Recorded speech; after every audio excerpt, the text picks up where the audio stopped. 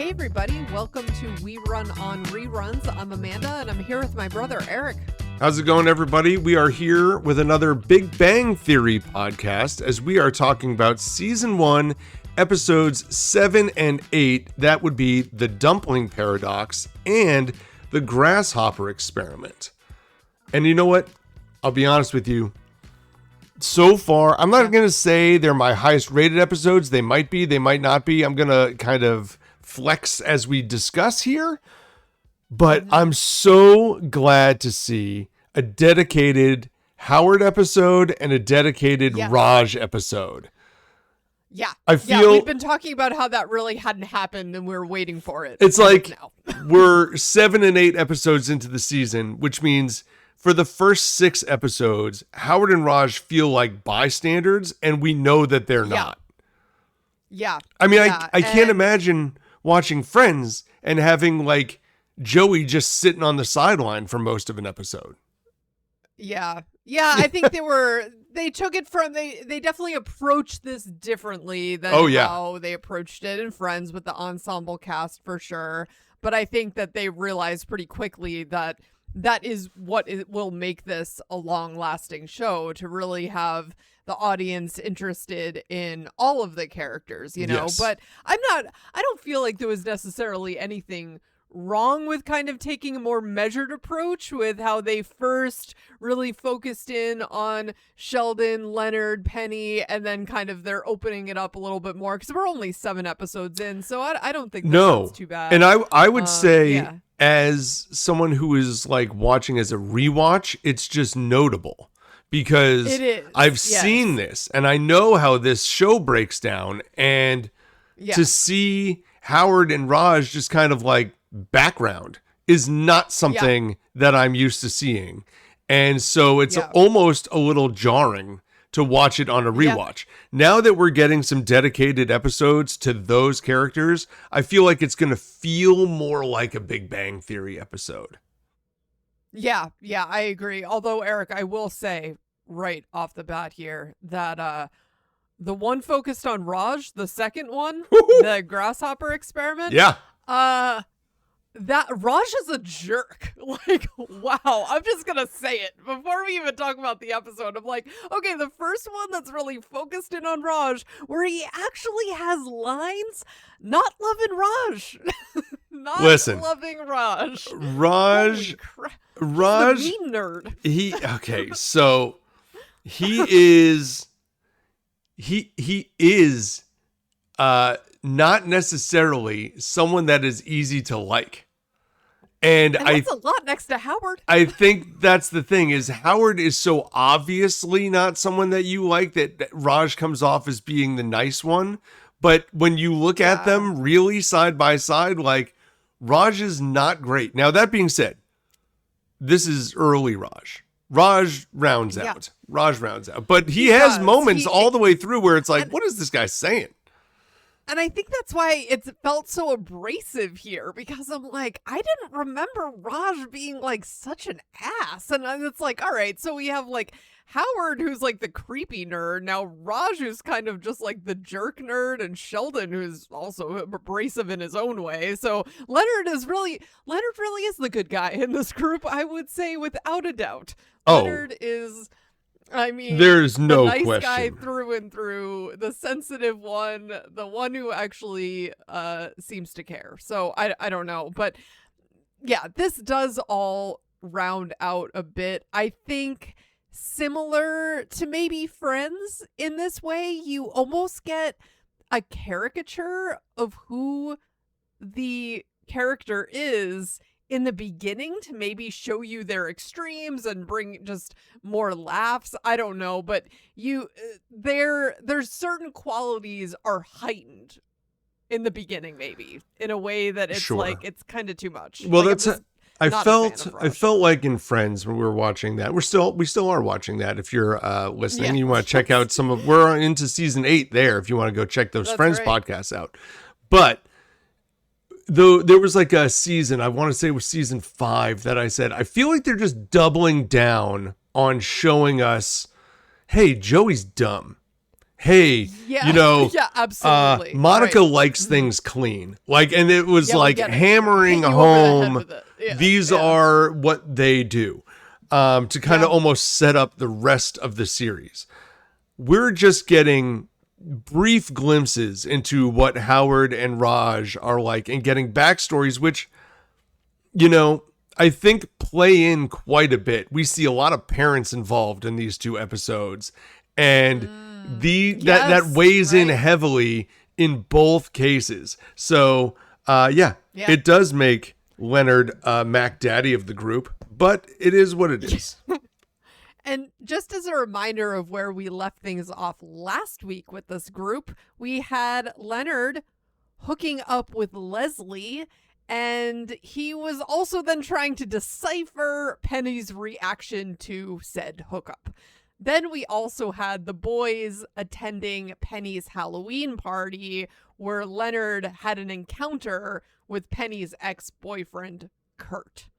So there was that situation where then Kurt lifted poor Leonard off the ground. It was an embarrassing moment, but then that also led to Penny drunkenly kissing Leonard on his couch, which we both did not remember happening so soon. So that has now already taken place, and they had their first kiss. Although I don't know if they even they don't even connect that back to this episode at all, do they? It doesn't even get brought up. You saw what you saw. That's how we roll in the Shire. No, they don't. They don't bring it up at all. They don't even address it. And so it's one of these things where I think both Penny and Leonard have just thrown that into the bucket of this was not really Penny. And does Penny even remember it? I'm also wondering it is completely not mentioned. We do not fully address Penny's alcoholism in these first episodes too. So Penny does like to drink. There's a lot of drinking that goes on in some of these. But let's start here with season 1, episode, what is this, 7? Episode 7, Yep. The Dumpling Paradox. And before we do, just, if you feel like throwing a 5-star on podcasts, for Spotify or Apple Podcasts, or if you want to go find us on our Patreon, we run on reruns. Thank you so much. We appreciate all that support. But we'll continue on here with season 1, episode 7, The Dumpling Paradox. And so for those of you who have been listening to our friends' podcast, we just want to, explain there's only one story. Unlike Friends, actually unlike Stranger Things too, which we did earlier, you can go find those. Those all had multiple storylines running at the same time, and we were always kind of bouncing between stories. This is just one story for the time being, so we're just going to break this story into sections and kind of talk about it chronologically. So in this first episode, we have the beginning of the episode, which starts really with the boys kind of testing out early voice calling. Where they are sitting around trying to make a voice call work, and Sheldon is gathering the group up for their their weekly Halo night, which they're about to play, and clearly they are late, and they're trying to figure out how to best make up that time. Meanwhile, we get Penny coming over, who is struggling because she has a person that she knows from Nebraska who has come to stay with her, as she had basically invited herself to California to come stay with Penny, and Penny needs a break from Christy. And so she's over at the boys' apartment, only for Howard to take off and go find Christy. And essentially, he heard about her washing her underwear. Yes. Wanted to go check that out. And Sheldon is bothered by this because, of course, this is cutting more into Halo Night, as we are being, as he said, regaled about the tales of the Whore of Omaha. So yeah, Sheldon is quite routine. Yes. Yeah. So we have all of that, and then when it comes down to it, Penny plays Halo Night with the boys. She takes Howard's spot. She does really well at it, and then when it's time to head out, she decides to head back to her apartment, only to realize she's not going to be able to do that with the two of them over there. So she's going to crash at Leonard and Sheldon's place. Sheldon has many issues with this, but ultimately, allows her to stay. And so Penny gets set up on the couch, and they turn the lights off, say goodnight. Leonard heads back to his room. Sheldon heads back to his room. And Raj is still sitting in the kitchen, eating a sandwich in the dark, being completely forgot about. And we'll stop here to discuss all of this. And we have to pick up right there, because I will say, I was thinking halfway through, like, where did Raj go? Did he leave with Howard at some point? Did he, like, where is he? And all of a sudden, he's just been off camera, off to the side, still in the apartment, just making a sandwich. Mm-hmm. And then they all say goodnight, and he's like, okay. I found that scene to be really funny. I did too. I thought it was super funny that they just forgot he was there. Yeah, and it was almost like I actually I did not realize that, like, I did not take a head count, so I forgot about Raj myself. And maybe that was part of the joke, and maybe even Raj felt like, is my character just being forgotten about, and that could have just been a play on that theme within the show so far, because we really don't hear a lot from him since he can't speak in front of women. But Eric, this episode also brings that point up. Yes. Because there is a moment which fans have pointed out, and there's a continuity issue here. I think that they've tried to explain it away in different ways, but there's a moment where they're trying to figure out, like, well, who's gonna play for Howard, play the game while Howard is off with Christy. And Leonard makes a joke about cutting Raj in half. Yes. And Raj says right back to him, like, oh, sure, cut the foreigner in half. There's millions where they There's came a billion from, more where he came from.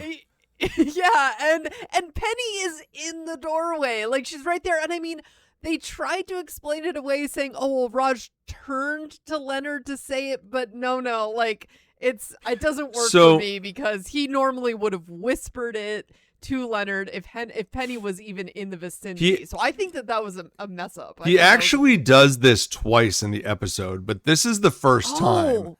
This is the first time.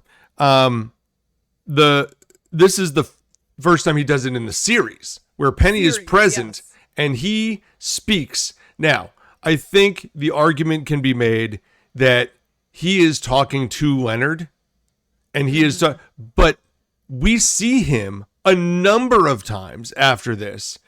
Anytime he's talking in Penny's presence, he just whispers things to Howard, and Howard details that's what it. I'm saying. Like, right. This was a mistake.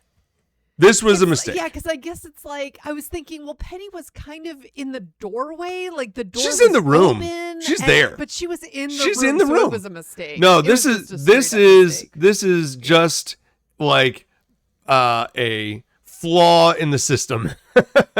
You'll have to point out where it happens again. Yeah, it's later. I didn't make a note of that. Okay. Well, I'll bring that up when we get there.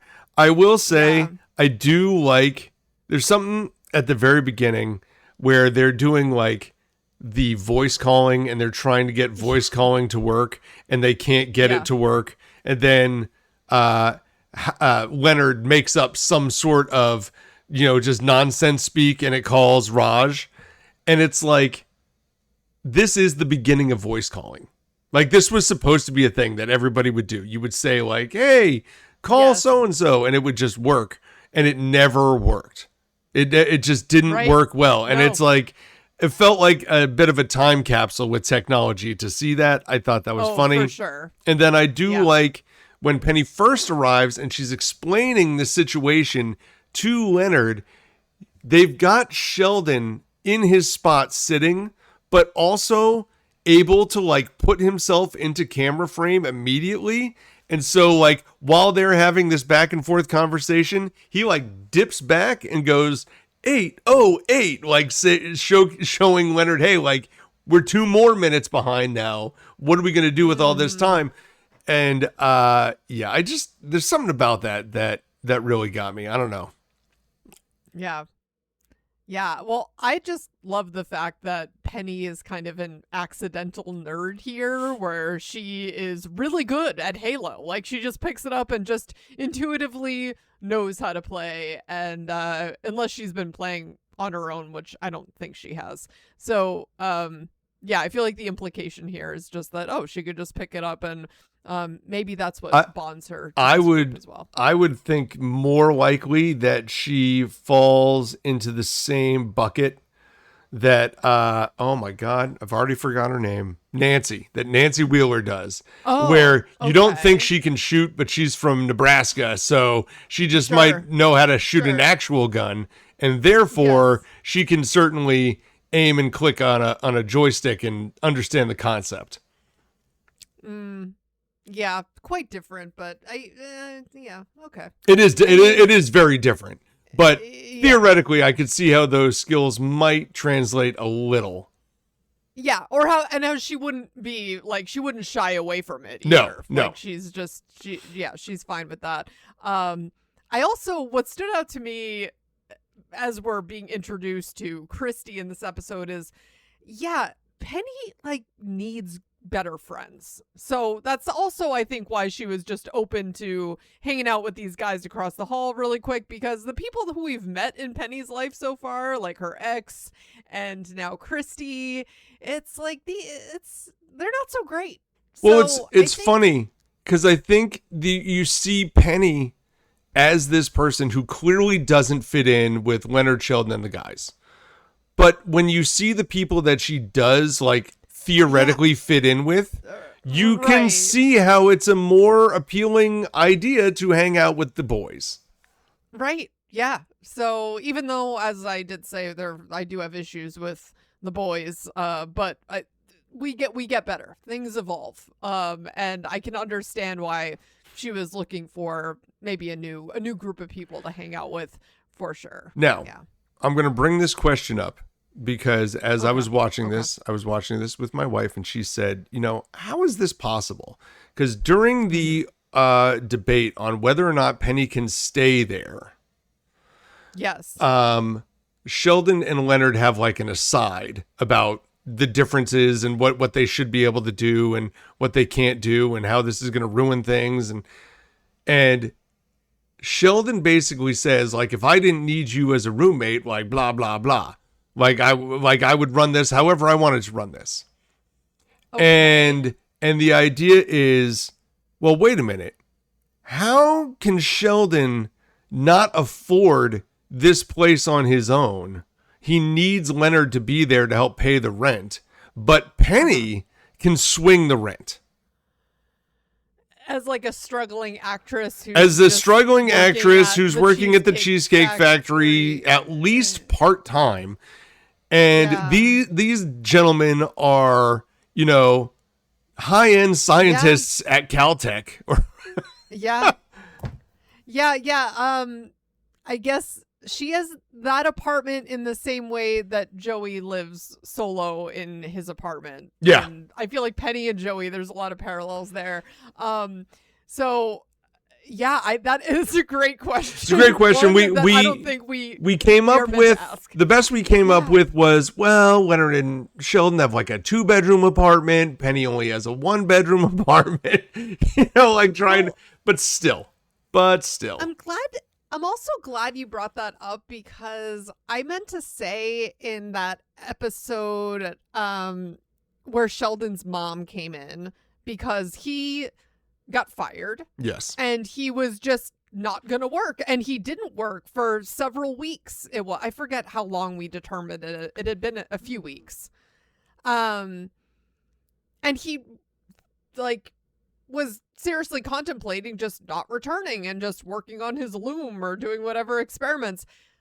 How was this practically how is he planning on proceeding? Part of the conversation was never, Sheldon, you kind of need to work because we need money, right? Yeah, Sheldon strikes me as somebody who would have saved money along the way, and been able to afford this for at least a little while. But even he at some point would recognize that he does not have the funds to make it work forever.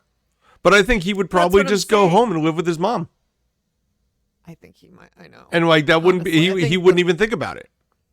Although, but I don't know. He doesn't like that when idea. See him go home. He doesn't want to be at home. He doesn't really want to be there, but I think. off the cuff, it's not a bad thought.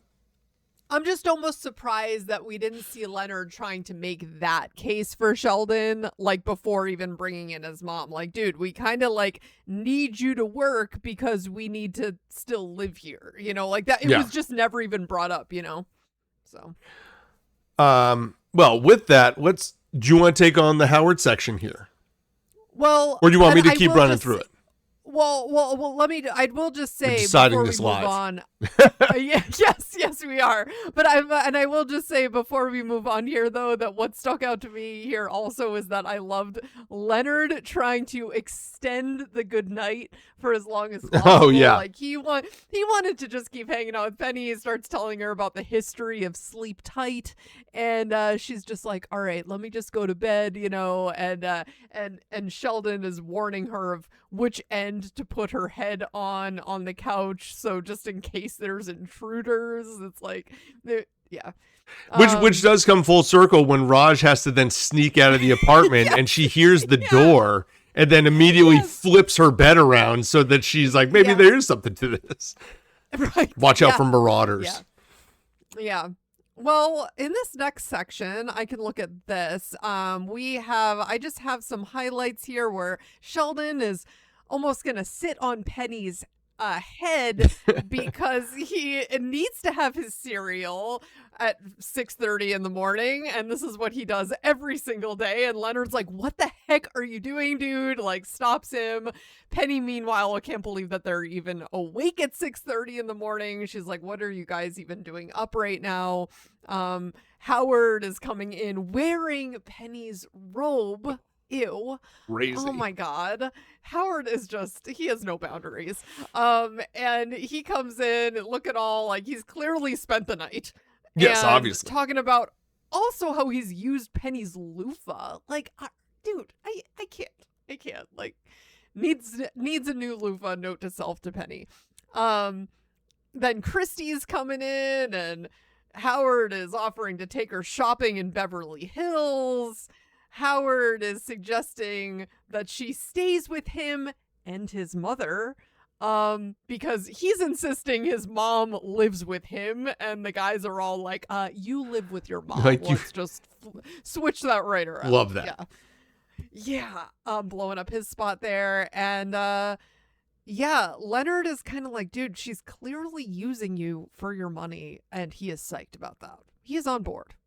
He is talking about cashing in his bar mitzvah money and is fine with it. I mean, clearly Howard is used to just buying his women. We'll just say it like that because, I mean, we saw he had an escort at that work thing. Yeah. So, and she was clearly an escort.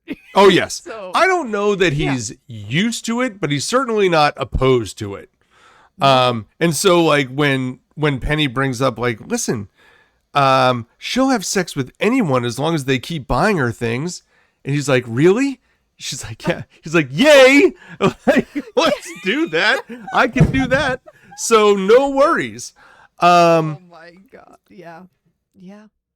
All he's that. living at home, so Howard doesn't have a lot of expenses. No. You know what I mean? No, like, he Howard doesn't. So he's just like, saving all of his money for these exact situations. Before we go any farther, I have to mention, Christy is played by Brooke d'Orsay. I don't know if I said that right. She's great. I've seen her in a ton of stuff. I wrote down so I wasn't scrolling. For me, what do you know her from? I know her from Royal Pains. That's where I first saw her. That was one of those. Okay, I never saw that. Yeah, that was like, I forget what channel that was that did that, but it had like Psych and Monk and Burn Notice and White Collar and Royal Pains. USA? Maybe. That's probably USA. Royal Pains was one of those shows. I want to say it was TBS, to be honest with you. But TBS, TNT, USA, it was one of those channels. And they were churning out a bunch of pretty decent like shows at that point that were like hour-long dramas. That's where I first met her. She was also on 2.5 Men for a long time. And now I see her more in Hallmark Christmas movies as like the lead person.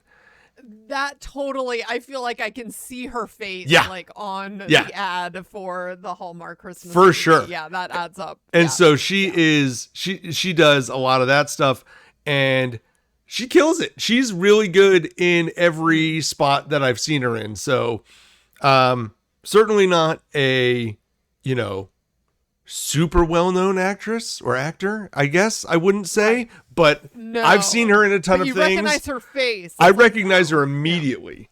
And so I think she was cast really well here, and I think she did a great job portraying this person, which would appear like someone who Penny is friends with and clearly was trashier than Penny by a long way, which was the whole outline here, because she knows Penny because she was dating Penny's brother while she was engaged to her cousin, which makes her family. Well, yeah, and it was a little bit. She was engaged to her cousin while sleeping with her brother. It's like, okay, there, it's yeah. And then Howard hears this. He's like, all right, well, I'm in. Sold. Let's go. And then I do love that where Howard is just, you don't see him leaving. All of a sudden, you just hear him at Penny's door talking to her friend.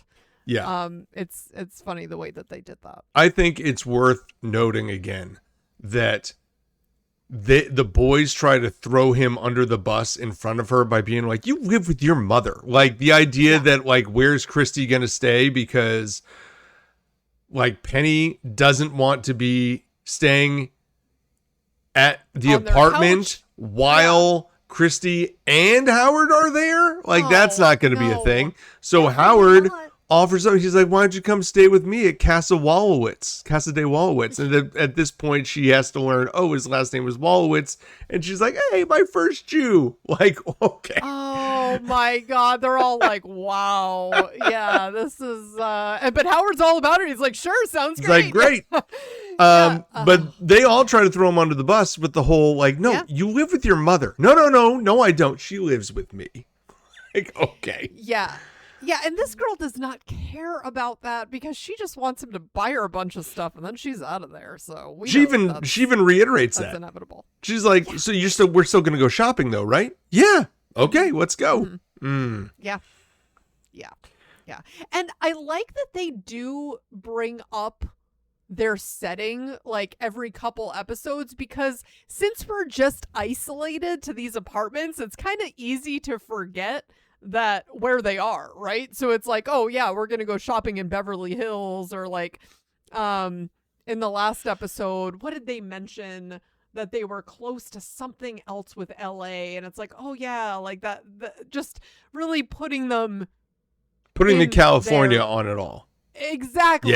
Reminding you that they're in California, because these guys, I mean, they're not out and about really exploring the city. No, but the city that these shows are built in always puts a spin on it, right? The idea that Friends is in New York puts a certain spin on it. The idea that Stranger Things was in Hawkins, Indiana, we talked about it. That was supposed to be, what was it, the Massapequa project or the something or other project? Not Massapequa. Right, it was. No, I think it. We said Massapequa because it's tied to Friends, but it is the. Oh God, it's another. It's the Ronkonkoma project. No. It's one of those. No, it was. Oh my gosh. It's one of those Long Island towns. No, it was a beach town. And they brought it up again in the final episode. But anyway, the idea that show would have been set in Long Island versus Indiana changes the vibe. Go ahead. The Montauk Project. There you go. Same thing. They're all they're all in a row. Listen. Well, yeah. The Montauk Project, if you had set that in Montauk, Long Island versus Hawkins, Indiana, it changes it. Hawkins, Indiana is a small town that no one's ever heard of. Montauk is not that. It can be a small town, but it's in New York. That's a lot different than being in Indiana. It's just a different vibe. So putting these things in the right spot, these guys, these genius scientist guys, are close to, and what you would just anticipate, like a Silicon Valley type area, right? Where there's a lot of science and technology, and this is what they're working on. Now, they're doing physics and things and not necessarily working on, computers, but the idea that there's a lot of colleges and universities in this area that are all science heavy is something to be noteworthy about. And then that also puts a spin on all the other characters that we see get introduced, like where they're from and how it interacts. That being said, let's move on to the next scene here, where our next scene, we'll just keep this one short. This is where the boys, minus Howard, decide to go out to their Chinese restaurant, which is what they do every week on whatever day it happens to be. And Sheldon is having a really hard time ordering because their entire order is based on being divisible by 4. That there are 4 dumplings when they order the dumplings, and there are 4 entrees that they can split, and there are just everything is equal in 4 sections. And so it's very upsetting. The idea that we spend 5 minutes of this episode discussing how it's not possible to do this. Wow. And so Leonard is even offering things like, well, why don't we just buy 3 orders of everything? That way we can have 4 apiece and there's no leftovers, and we could just bring stuff home afterwards. And it's just, the mayhem is too much for Sheldon. And I feel like this is one of those first scenes that starts really diving into it. Like really looking at Sheldon like, okay, we can't even order this because it's not divisible appropriately.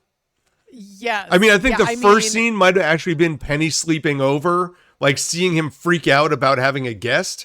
But now we're really diving into Sheldon and his nuances here. I was going to say, because in the last scene, we also did have where he really got into like the bathroom schedule, which we didn't talk about. It's like, hey, by the way, you need to like schedule your evacuations, I think is what he said. He uses it from 7 to 7:20, so schedule appropriately. Which is funny because in future seasons, he'll be like, here's the schedule, sign up. Well, he has the schedule. Maybe he developed it after this incident because this was not okay. Yeah.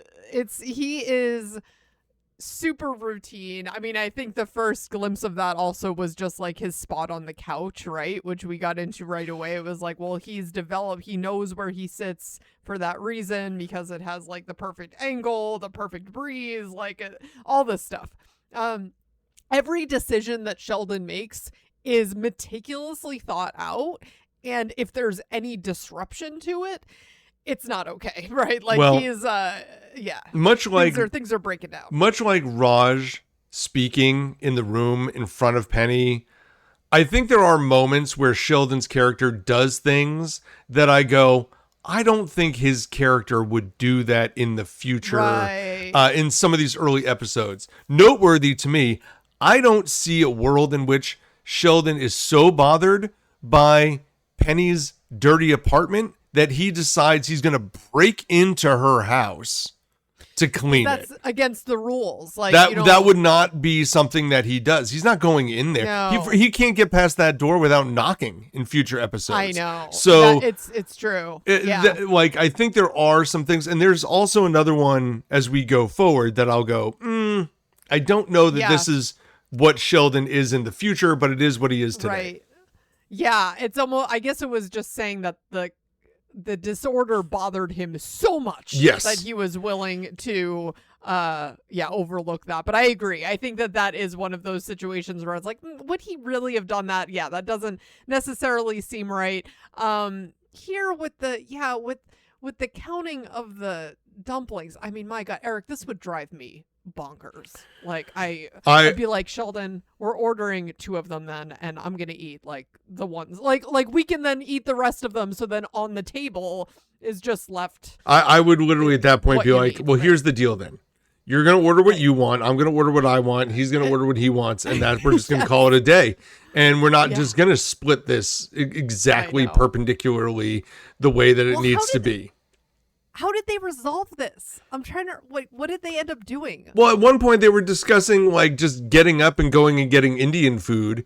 At which point Raj was really bothered by this whole thing because he's tired of Indian food, apparently. Yeah. Raj gets real stereotypical in a few of these episodes, I feel like. Yeah, they get a little, they skirt this. But listen. If you can't laugh at some of these things, then it is what it is. Yeah, but Eric, I will say one thing. I was looking up little like trivia on both of these episodes. I thought that this might have stuck out to you because I know you're a huge Seinfeld fan. Yes. Apparently, the waiter. Is he the same guy? Restaurant, yes, was this guy, James Hong, the same actor who played the host at the restaurant in the classic Seinfeld episode, The Chinese Restaurant. I didn't look that up. But he looked so familiar. Yes. That I was like, I wonder if he's the same guy. Same. And I'm like, that's I gotta funny. Look at this. And but it was him. Yeah. But that being said, first of all, if you haven't seen that episode was groundbreaking at the time because it was a full episode of the group waiting in the waiting in line to get into the restaurant. They never actually got in. They just waited.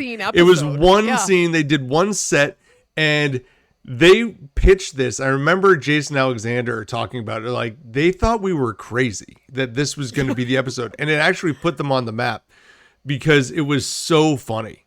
And the idea that it all just transpired right in the waiting room to get in. And then they eventually just left.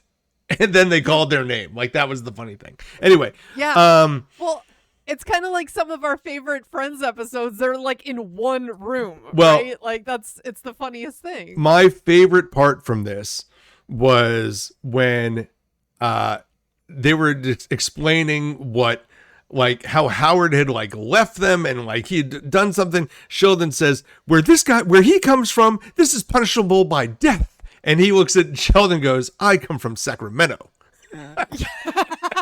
Like, you don't know this, Sheldon. What are you saying?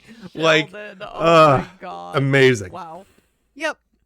Yeah. But then, Eric, moving on from the restaurant, because I honestly do not remember how that debacle got solved. I don't know that it ever got solved. I don't think it ever did. Well, then the boys, they showed up at Penny's because they're all like, hey, it's Halo night again.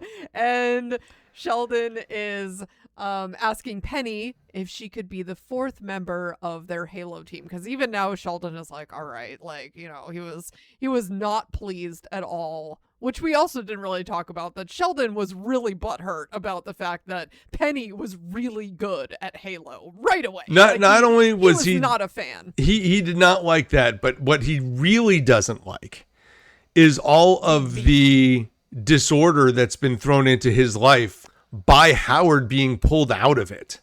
And I don't think he expected that. And so this is where they're now trying to scramble to find a fourth. Of course, Penny is saying, well, this is my dancing night. Yes. And he's like, you can't go out. It's Halo night. And she's like, it's dancing night. It's not Halo night. And it's like, you know, that was fun and all, but I'm going to go, you know, hang out with my friends now. And the boys go to and then before we move on from there, it's kind of, you know, Leonard, it sticks out to him that he's like, well, maybe we should have like gone on dancing night. And it's like, she didn't outright invite them, but she would have been totally cool with it. And they don't go. They instead are thinking, well, how do we get Howard back instead, right? So then they're going over to Howard's house, where we are first introduced to Mrs. Wallowitz. Woohoo! Where we don't really ever see Mrs. Wallowitz. She is just famous from her screaming voice from the other room, which is a character in and of itself.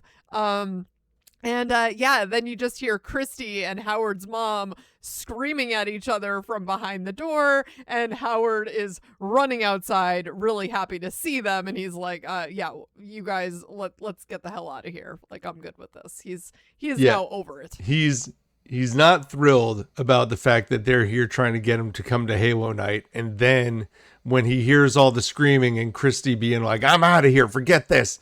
He's like, so Halo Night, huh? Yeah. He's realizing this is changed course rather rapidly. Listen, and the most noteworthy thing from this scene is Howard's mother. Like getting introduced to Howard's mother for the first time as this screaming voice that is just chaos is all you need. Like the idea that he lives and she lives with him. No, it's very obvious he lives at home with her. And just hearing that is really quite something. Kind of like the Wilson character on Home Improvement, where you don't really see them, you just hear them. You see some of Wilson. You do. You see his hat and you see his back. You see his eyes. Points. Don't you see his eyes? Like Wait, isn't it like? Do you see his eyes? Yeah, it's like half a face. Yeah, I guess it's not just a hat. It's been a long time. But it's like forehead and eyes. That's about it. Yeah, it's strange. It is interesting how they came up with Wilson. But either way, that's it's similar in a bit, in a way, I guess, where it's like you don't fully see the character. They could have had many people playing Wilson, like his body. It could have been a body double for all we know, and his voice. I don't know. I don't believe it was. I believe it was the same guy the whole way. But that being said, maybe facial deformity. I don't know. Okay, so either way, yes, Howard's mom. We hear her voice. She is a huge part of the show, and love just hearing her scream at Howard. But Eric, I really appreciate how this episode ends, though. Yes.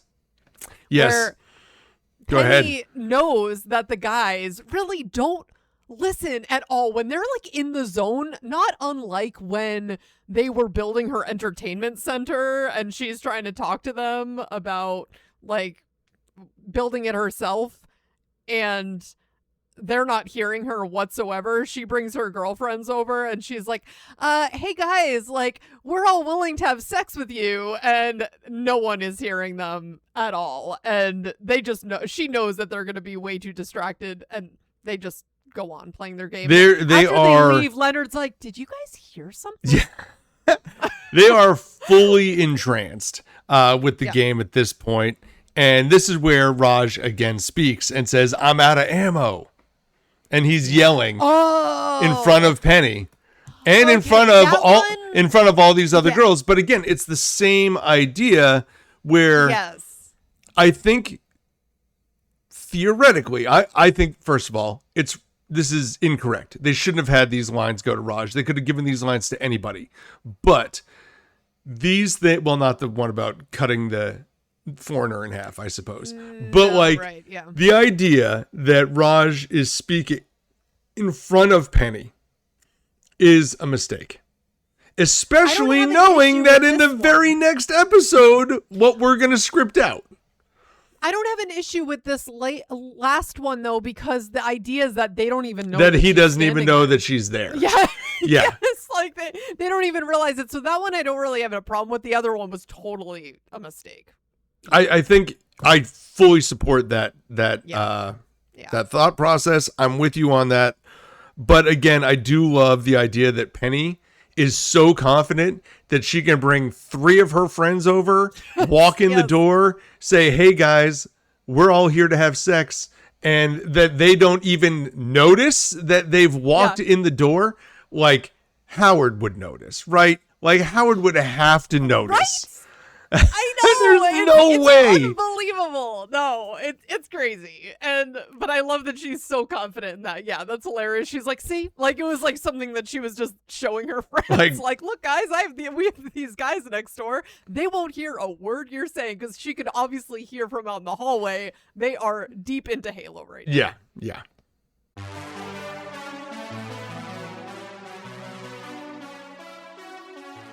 Well, this is now Season 1, Episode 8, The Grasshopper Experiment. And in this one, we start off with Sheldon being frustrated by his new wallet that he's got. But we are quickly introduced to Raj's parents, who are in on a like Zoom call. It's not Zoom. Yes. What was Skype probs at the time? Skype. Yeah. Yes. They're in on like a Skype call, and they're here meeting meeting Raj's friends for seemingly the first time, and he's introducing Leonard and Sheldon and saying that they're roommates, which they of course think, oh, like Haroon and Tanbir, and they're like, no, not like Haroon and Tanbir, and you get the idea that they are in a relationship, and Leonard and Sheldon are clearly trying to shake off. Nope, or Leonard is anyway.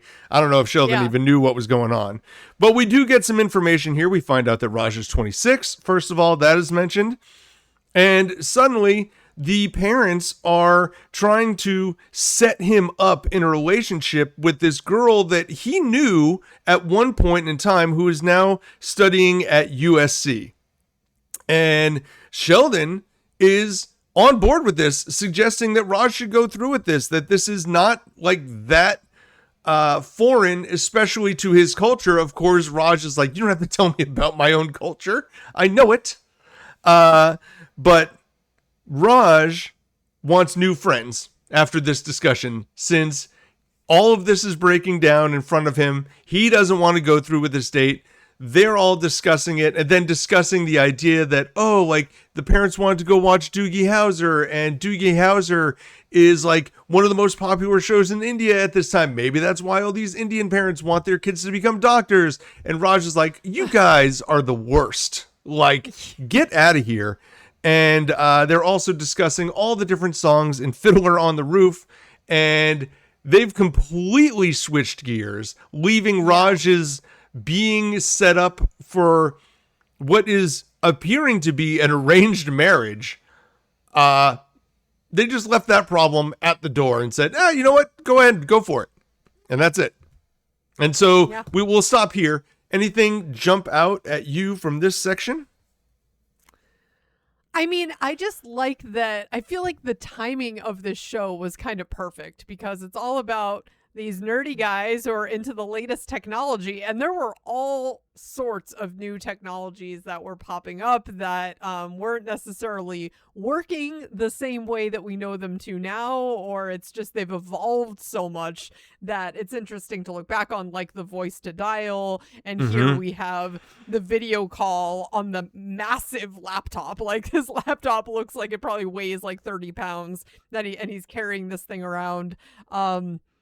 Yeah, this was all like 2005, 2006. That's when these shows were on. Like, it's funny to think of the fact that it was 2005, I think, when the first iPhone was invented. Yeah, I mean, people were not, the average person wasn't just making video calls on the regular. So that was definitely special, I would say, for what Raj is doing, especially long distance, right?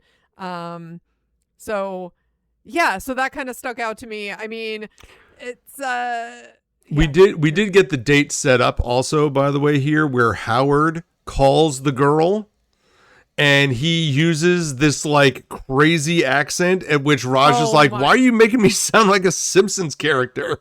Yes, yeah, he uses a very thick Indian accent. That was pretty funny. Howard does like use an accent over and over again, and he's actually very good at accents, I would say. He's very good at voices. We see him do impressions and different voices throughout this show. It is really good, and so he will dial in this like Apu character from The Simpsons to like to basically simulate speaking as Raj over and over again.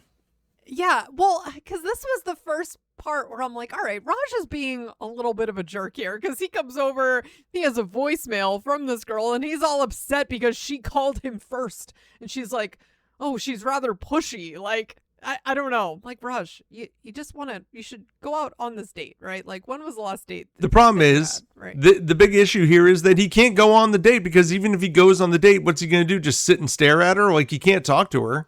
And do his parents, like, do they not know that he can't speak to women at all? Like, do they not know this about even their own son? You would think that they know this. Right? But you know what? Well, we fixed this pretty quickly. Yeah, because Penny is coming over asking if they want to be guinea pigs. And I like how Sheldon's reaction is, well, it would actually be better if they were white mice because our brain chemistry is much closer to theirs. He thinks she's doing a real experiment and she needs like guinea pigs. And so he's like, oh, before you get guinea pigs, you should get these mice. Like, I could tell you where to go. Like, they've got a great place over here. And it's like, no, I need you. I need humans.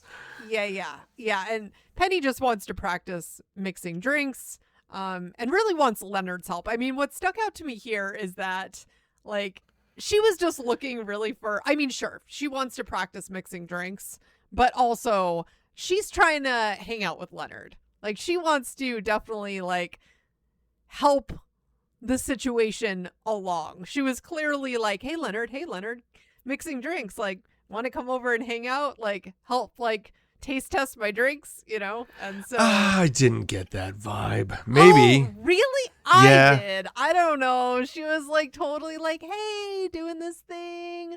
Will you guys help me out? Like, I think that's just Penny being Penny. Like, I think she's maybe. I think so. I think she was using that as her in to hang out with them. All she has to do is come over and ask for anything, and the guys will all jump and be like, yep, we'll help. They've already gone. Especially Leonard. They went on the first day to her ex-boyfriend's house to try to get her TV back. Well, so Leonard did and brought along. Sheldon did too. Sheldon, reluctantly. If they're going to do that, will they come have drinks? Yeah, no problem. Well, although they really don't drink, though, right? That's what we also learn, is that Raj had never had a drink in his life. And Sheldon, I don't know, it wasn't very clear with him either if he had ever had alcohol. But Raj is then whispering to Leonard that he now wants to take up drinking, right? Because now he has this date that he has to go on. Super stressed out. You know what? Now is the time. Like, now I'm going to start drinking today. So, yeah, I definitely did appreciate that moment. I don't know. To me, Eric, it seemed very clear that Penny was trying to get Leonard to hang out, but I guess we could take that in different ways. Yeah, I did not necessarily think that it was totally designed at Leonard, but I think anytime that she's going over asking for help, she's always asking for Leonard's help, and the other guys are welcome to help too. Like, that's kind of how it works. So they go over and they all order drinks, or at least they start to order drinks. Leonard ordered a tequila sunrise. And then Raj basically said, hey, what do you suggest? He says this to Leonard. Leonard then offers up to Penny, hey, what do you want to make? And so Penny made a grasshopper. This is also Penny can learn to be the bartender at the Cheesecake Factory. She's got to be able to learn how to make all these drinks. So she makes a grasshopper, gives that to Raj. Sheldon is ordering a Diet Coke. That's, not really what she's trying to do. So she's trying to plead with him to make something a little bit different. So he asks for a Cuba Libre, a virgin Cuba Libre, which is, rum and Coke minus the rum, which is a Diet Coke. Right. And then virgin Diet Cuba Libre. Yes. Yeah. And then Howard is ordering, of course, the slippery nipple, which is, of course, just anything that he can say that is sexualized, he's going to say. Right. And then Penny looks at him and says, well, you're cut off. And this is when Raj goes, where did my life go wrong, Penny? Or something like that. Yeah. And everyone freezes. Because even if you want to say the last episode had technicalities, asterisks on all his lines, right? This is now speaking directly to Penny. Yeah. Like, he is right in front of her. She is in front of him. He is talking to her. Yeah, he's saying he's not going to let his parents control his life any longer after like 2 sips of this drink. Like, it's not even like he had one, like the whole drink and then started talking. It was like he had like 2 tiny sips. He's had a couple sips and boom, that was it. Changed everything. The boys are shocked. Penny is shocked. And I do like that eventually Raj works his way over to the couch. Penny sits down next to him. He's still talking to her. And Leonard starts to say something. And they're like, no. Let's see how long it takes him. And then Penny spoils it. And it is like, well, Raj, you're talking to me. And they're like, well, now we'll never know. Like, the boys were all about to do an experiment here. Like, see how long he realizes. Yeah, because, I mean, this was not unlike how they were talking about Sheldon, like he was in, like, some nature documentary where they're like, don't spook him. You're not a hunter, are you? You know, it's, like, kind of similar in that way where it's like, don't tell Raj what's happening. Just let this play out. But, yeah, this does get spoiled. Yep. And so essentially we have this whole thing as Penny is deciding, well, or Raj is deciding, hey, you know what? I can go on the date. I just need to make sure I have a drink of the grasshopper before I go on the date, and then I'll be able to talk to her.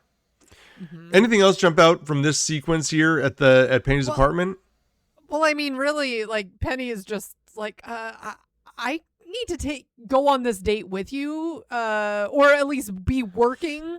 You should take her to the Cheesecake Factory so that I can keep an eye on you, because this dude is going to get drunk real fast, because this is also like Raj's first drink ever. Yeah. So this could go downhill rapidly. She says, not to, that way I can make sure you don't overdo it. And he's like, overdo what? Happiness? Oh my God. Yes. Yeah. But I think we then get into what you're talking about.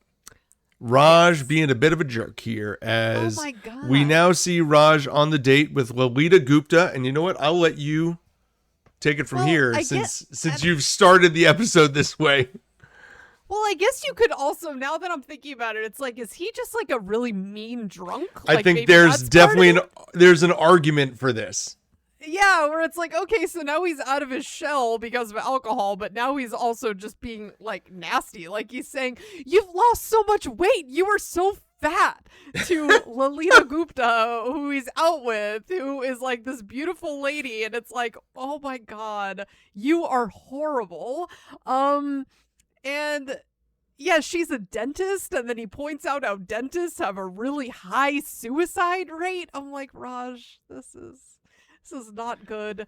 And then, you know, we have Sheldon, because the guys are there too. They're at the bar and, you know, talking with Penny. Meanwhile, Raj is on this date kind of at a couple tables away. But we see Sheldon ordering another Virgin Diet Cuba Libre, just the Diet Coke again. And Sheldon... in a tall glass with a lime wedge. That's right. Yes. Well, Sheldon is looking over at Raj's date, though, and he's like, oh, wow, she looks a lot like Princess Punchali from this book that he loved as a boy. And he decides... The Princess and the Monkey.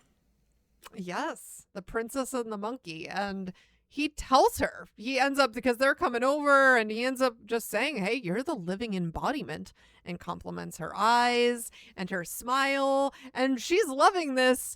I would say Sheldon, not unlike Penny playing Halo, is an unexpected flirt. Like, he does not know what's happening here, though. Like, he does not realize that he's flirting at all. He's just straight up telling her how it is. Like, hey, you look like Princess Punchali, not realizing that this is, like, coming off as flirtatious to her at all. And Raj also is not pleased with this whatsoever. He's saying that Sheldon will feel the full extent of his wrath if he doesn't stop hitting on his date. And she loses at this point, understandably so, and invites Sheldon to come eat with her. So they're off. Raj is like, what the heck just happened? And it's all, I mean, it's pretty funny how this plays out with Sheldon being the one to win over the date. We did not see that coming. So I have two things that jumped out to me for this. First of all, I actually looked into The Princess and the Monkey, and is this a real book? Because a lot of times they reference these things. No, it is not. It is fully fictitious. But the story that Sheldon kind of lays out does stem from a lot of like Indian folklore. Like a folklore? Okay. Yeah. Yep. So like it is a believable story that would have been of this culture and of this time period, but it is not necessarily one that exists in real life. That being said, the other thing that jumped out at me is Sheldon is late, and he says, well, I just didn't want to come. I don't view Sheldon as someone who would be late. No. Nope. I think if he's going to go, he's going to make up he's going to be there on time, or he's just not going. Yeah. Yeah, if it was late, he would he might be stubborn about it and not go, but to not want to go and then like drag himself to it, I just don't see that being a thing that Sheldon would do. Probably not. It's like, I guess though, if maybe the difference would be because he's so routine and is always with his boys, right? It's like if then it might have bothered him after making the decision, digging in his heels and saying, I'm not going to go. And then sitting at home and realizing, oh, but Leonard and Howard and Roger all there. I don't know. I can kind of see it. I understand that, like walking through, but that just jumped out at me. It didn't feel like a Sheldon-y thing to do. Of course, he ends up walking off with Princess Panchali or Lalita Gupta. And which also is unlike something. Very unlike him, but at the same time, I give him credit for that one. He didn't know what he was even doing. Like, he didn't recognize what was happening. No, at all, because, like, Leonard says at the end of the episode, so, like, are you going to see her again? And he's like, wait, you're not going to see her again? And he's just like, well, why would I see her again? I already have a dentist. Right. Yeah. Sheldon. Oh, Sheldon. And we did have an apology here from Sheldon, as Raj's parents are furious with the report that they got back from her side, and they learned that Raj was drunk and boring.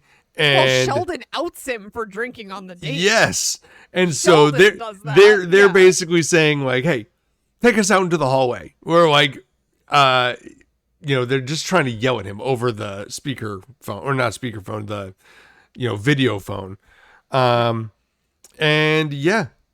But I do like how this ends with Sheldon singing at the Cheesecake Factory, where he's got like the Fiddler on the Roof song going, and he's just jamming out and singing Fiddler at the Cheesecake Factory to everybody. And Leonard says, "Man, what's gotten into Sheldon?" And Penny's like, "Well, maybe his Virgin Cuba Libre wasn't so virgin. You do your experiments and I do mine." That's kind of dark, Penny. Wow, because actually, Eric, I'm like, well, I thought it was Sheldon's first drink, but he kept ordering virgins. Yeah, that's because he unknowingly has his first drink. I mean, I don't know if it was his first or not, but it was certainly not something he does often. Yeah. Yeah, and I would not be surprised if that was his first drink, because I can see Sheldon as being someone who wouldn't partake. But Eric, when did Sheldon apologize? Did he apologize over the video call to Raj's parents? Because all I remember was Sheldon calling out Raj for drinking, which it was when they got back to the apartment and Raj comes over and he's got the parents on video call and he doesn't understand what's happening. It takes Leonard to be like, "Hey, listen, you left with his date." He's like, you don't do that. And he's like, "Oh, sorry." Didn't like he didn't know that was so he says sorry, but he's not really apologetic about it, because genuinely he did not know that this was an not acceptable thing. Yeah. Okay, because I only was asking that again because I'm like, Sheldon, he doesn't not that he doesn't apologize, but he is so intentional with everything that he does that I feel like it's tough to get an apology out of him. I think he just... because he thinks that he's always right. Yeah, you know? well, but these 4 boys do not have lots of dates. And so the social convention of Raj being on a date with this girl and then Sheldon walking off with her because she liked him more, that was not necessarily something that Sheldon even knew was a thing. Right. And so therefore we have a very brief apology at which Raj looks at Leonard and he's like, listen, that's better than anything I've ever gotten out of him. And then this is when, Raj's parents take over. So I did find one continuity issue in this episode as well. And this was interesting to me, where we had Howard joking that his parents have this happy marriage because they live in silence and drink often. But in other episodes, we find out pretty quickly that his backstory has changed to having this overbearing, boisterous mom and a deadbeat dad who abandoned their family. So, you never really hear about Howard's dad at all. No, you don't. Being a deadbeat. You don't. I thought that was interesting. I think that there's room for both of those things to exist. I think there's room for the dad to deal with the mom through drinking. Yeah. And then also, take off. Maybe they had a happy marriage for a while because of that, and then exactly things changed. Yeah, I see what you're saying, but it was just interesting because he pointed that out a couple times about his parents together, and then it's there were multiple references to having Raj be able to speak to her by being drunk all the time, being something that's acceptable because Howard's parents did it. Yeah. Right. Yeah.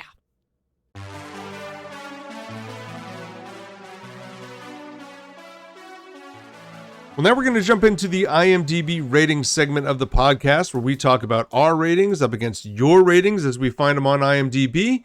And we're going to give you our favorite and least favorite characters of these 2 episodes. I think this is the first time that we really have the whole slate of characters to really pick from. So I will let you lead off here. Who's your favorite or least favorite character?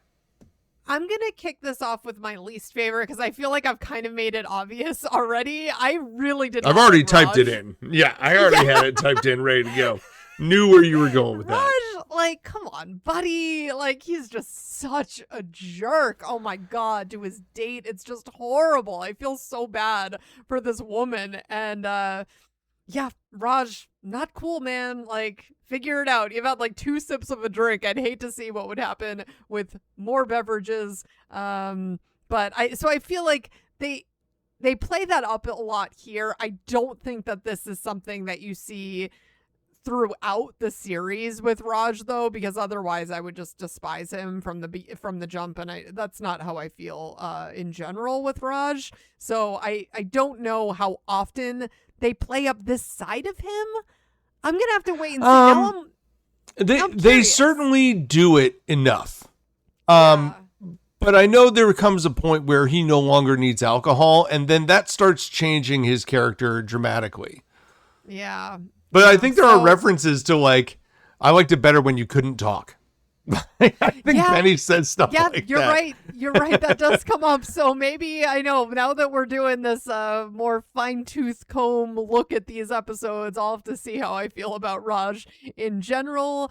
I went with Penny as being my favorite. Okay. I just really loved her swooping in and playing Halo. I thought that was really cool with the guys in the first episode, and her just kind of being an accidental nerd there, as I put it. I felt like she is, because Leonard is not going to just go and necessarily invite himself on the outing to go dancing with her and her friends. Right. I like that she does find a way to kind of hang out with them and like be a part of their life as well. So I don't know. I just really liked what Penny did in these episodes. I also, though, it stuck out to me that she was training to be a bartender here because, and this doesn't necessarily go to her being my favorite in these, but just something else about Penny is we don't see her, like, she's then continues to be a waitress.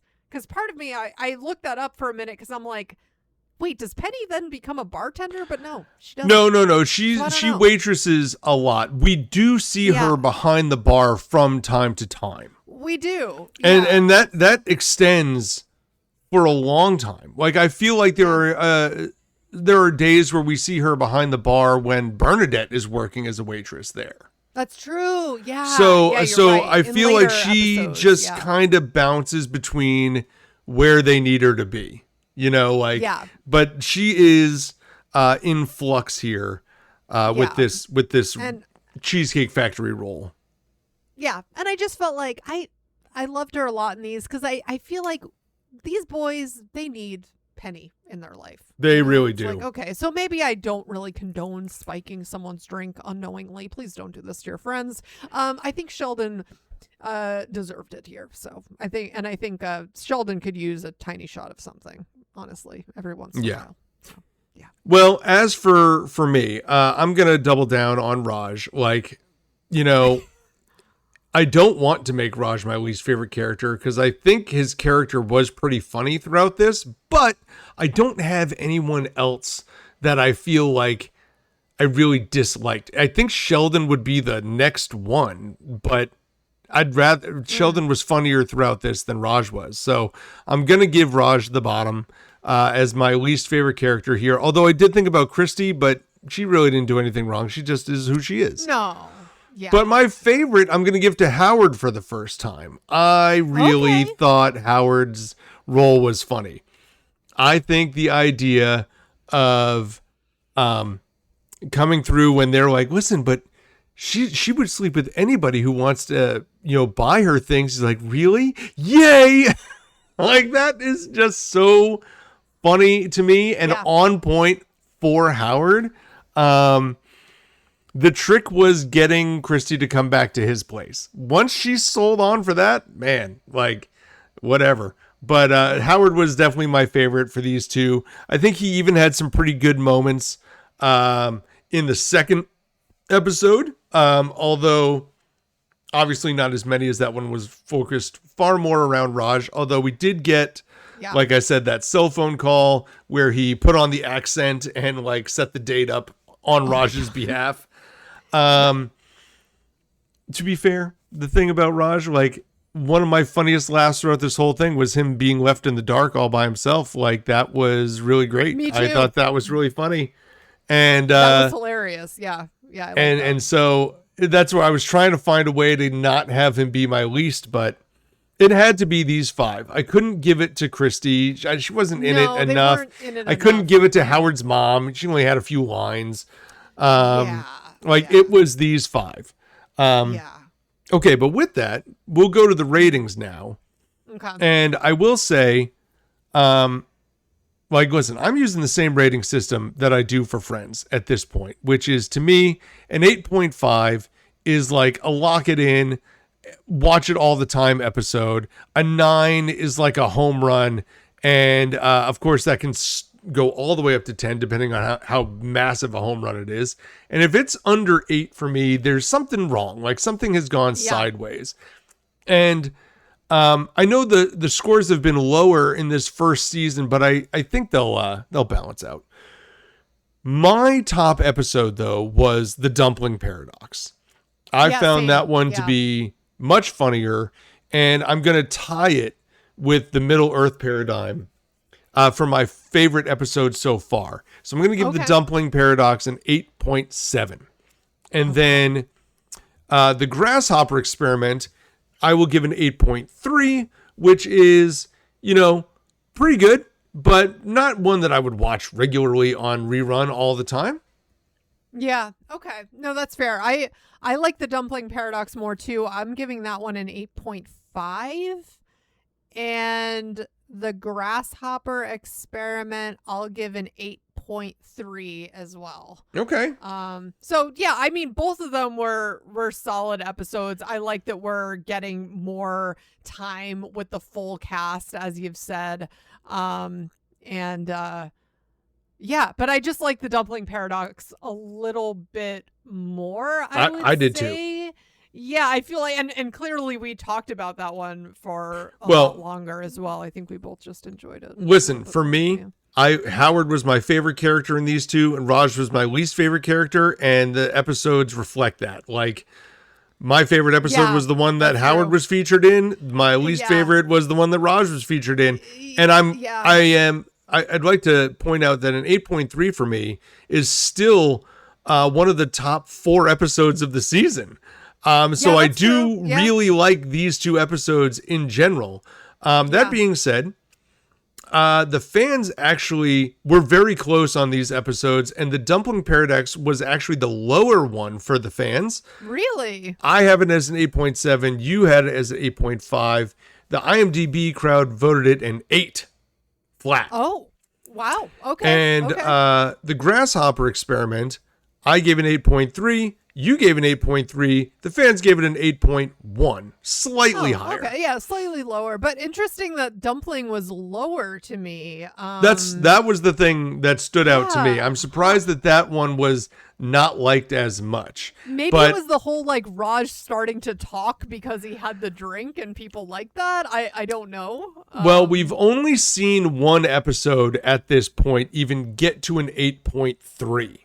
So I think these early episodes are just on the lower scale for them. As it is, they are averaging like an 8.01 on the entire series so far.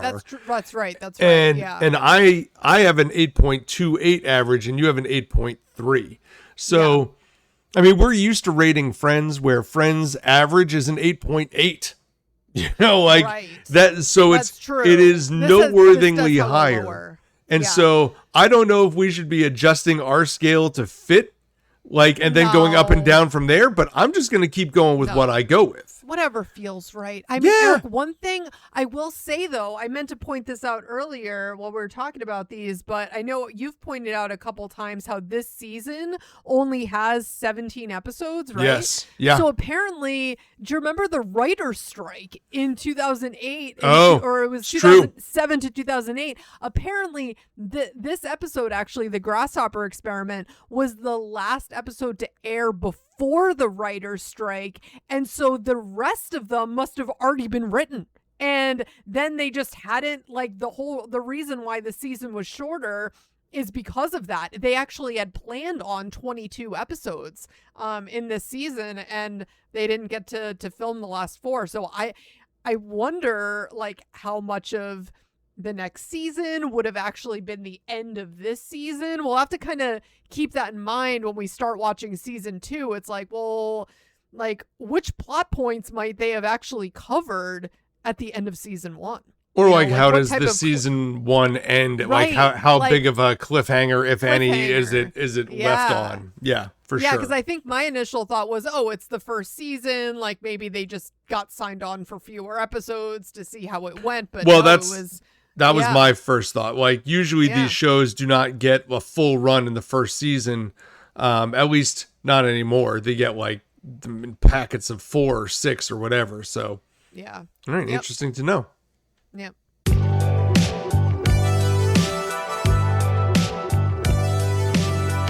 Well, thank you so much for listening to the We Run on Reruns podcast. Please check out our socials on Instagram and YouTube and all the other social media platforms out there. We're everywhere. You can give us 5 stars on our podcast at Spotify and Apple Podcasts and your favorite podcast players. Don't forget, you can find us. We have a free Patreon at We Run on Reruns. You can check us out there if you like listening to your podcasts there. For Amanda, this is Eric. Enjoy watching episodes 9 and 10. That is the Cooper-Hofstadter polarization and the Leubenfield decay for next week. Happy rerunning, everybody. See you later, guys.